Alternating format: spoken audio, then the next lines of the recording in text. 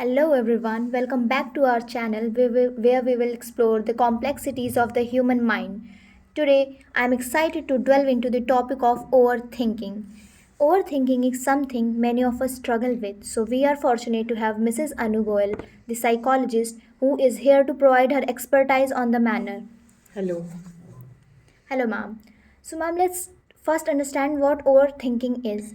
Could you start by defining what overthinking is and why it can be problematic? Certainly, overthinking is when our mind gets stuck in a loop of repetitive thoughts, often revolving around past events, future scenarios, or weird situations.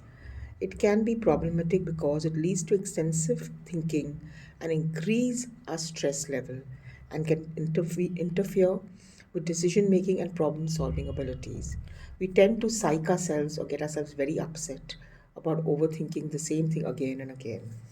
So, ma'am, what do you think are the common causes or triggers of overthinking? The various factors too for overthinking.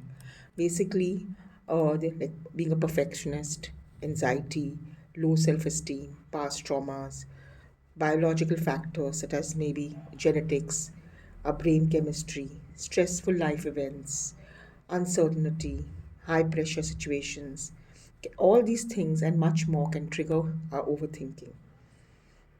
So, as there are many methods through which we can reduce our overthinking pattern, but we have often heard of a approach that is cognitive behavioral approach. How does cognitive behavioral therapy approach overthinking and what techniques can individuals use to manage it? It's CBT or a cognitive behavior therapy is very good in addressing overthinking patterns of people.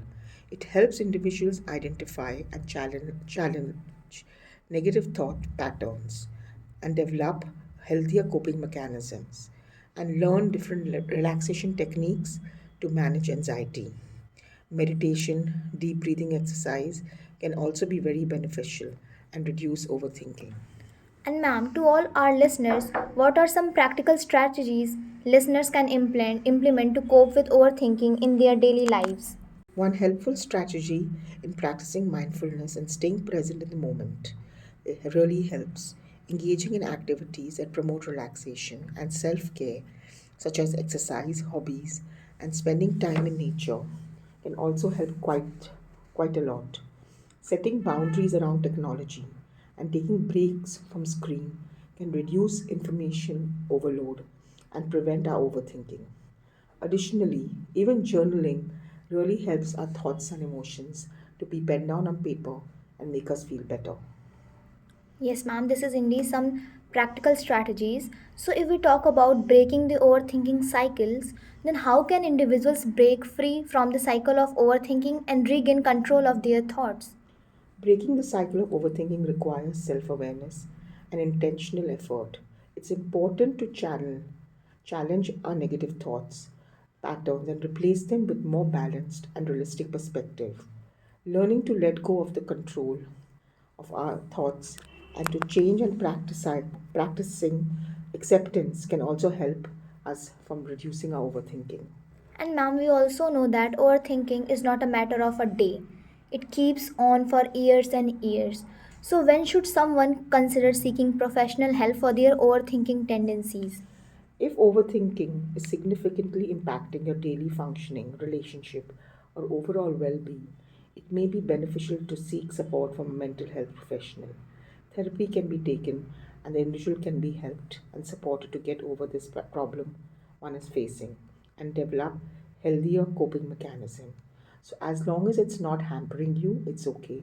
But if it's hampering you, please take help. Thank you, ma'am, for sharing your insights and expertise on this important topic. Before we wrap up, do you have any final words or advice to our listeners? I would say take help if you're not doing okay. Don't sit on it because if you do, you'll be in a bigger problem down the line.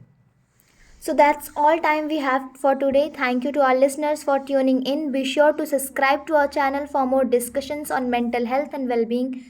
Until next time, take care of yourself and each other. And a big thank you to our ma'am for joining us today, and we'll see you in the next episode. Thank you.